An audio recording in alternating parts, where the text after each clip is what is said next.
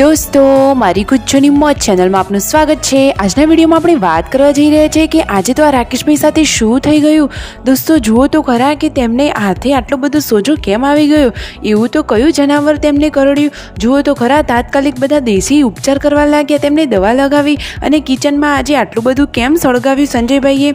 દોસ્તો શું કારણ બન્યું અને શું થયું હશે તેમને તે બધું જાણવા મળશે તમને મારા આ વિડીયોમાં। મારી ચેનલ ઉપર નવા હોય તો ચેનલને ફટાફટ લાઈક શેર એન્ડ સબસ્ક્રાઈબ કરી દો। Full video in Thakor family blog channel. દોસ્તો ફૂલ વિડીયોની લિંક ડિસ્ક્રિપ્શનમાં મૂકેલી જ છે, ત્યાં જઈને તમે આખો વિડીયો વોચ કરી શકો છો અને આવી લાઈવ લેટેસ્ટ ટ્રેન્ડિંગ એન્ડ ટૂંકી ટચકડી માહિતી મેળવવા માટે મારી ચેનલને ફટાફટ સબસ્ક્રાઈબ કરી દો।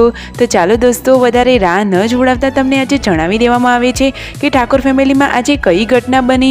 જુઓ તો ખરા રાકેશભાઈને આ પૂનમ ભાભી શું લગાવી રહ્યા છે, તો તેઓ તો તેમને લોખંડ ઘસી રહ્યા છે। આજે તો રાકેશભાઈ સાથે જોરદાર મજાની દુર્ઘટના થઈ ગઈ। જુઓ તો ખરા કે તેઓ તો મહેંદી સાફ કરતા હતા અને અચાનક એમાં તો બેઠું હતું મધ, તો બધી જ મધની ભમરીઓ રાકેશભાઈના હાથ ઉપર અટેક કર્યો। જુઓ તો ખરા કેટલી બધી ભમરીઓ તેમને કરડી છે, આખો હાથ જ સૂજી ગયો છે। તો જુઓ પૂનમ ભાભી તેમને આ લોખંડ ઘસી રહ્યા છે અને પછી એવામાં જ પાર્વતી ભાભી મધ લઈને આવી ગયા છે અને ગોળ પણ લગાવી દીધો। જુઓ દોસ્તો ગોળ લગાવવામાં આવે તો સોજો આવતો નથી અને થોડી રાહત રહે છે।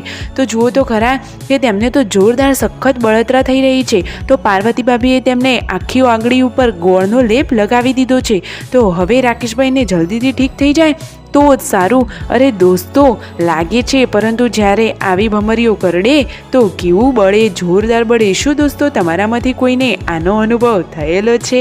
અને આ શું છે? આ કોઈ ભૂત છે? અરે ના, આ તો સંજયભાઈ હવે દાબડો ઉડી અને મધને ઉડાડવાનો પ્રયત્ન કરી રહ્યા છે। આ રહી મહેંદી કે જેમાં મધ બેઠેલું છે, તો આ મહેંદીમાંથી મધ કાઢવાની કોશિશ સંજયભાઈ કરી રહ્યા છે। જુઓ તો ખરા અને રાકેશભાઈ પણ અહીંયા ધાબળો ઓઢીને બેઠા છે અને વિડીયો ઉતારી રહ્યા છે। સંજયભાઈ તો મધ મૂકીને હવે દોડ્યા છે, તો મધને મૂકવા પણ ગયા અને પછી આ શું કર્યું, આ રહ્યું નજીકથી તમને મધ જોવા મળી રહ્યું છે। જુઓ અને જુઓ રાકેશભાઈની તો આંગળીઓ જ સૂજી ગઈ છે અને પછી સંજયભાઈએ કર્યો મહેંદીના નીચે ધુવાડો। રાતનું જમવાનું રેડી છે, મસ્ત મજાની ચટાકેદાર ચટણી અને રોટલી। તો આવી જાઓ દોસ્તો જમવા।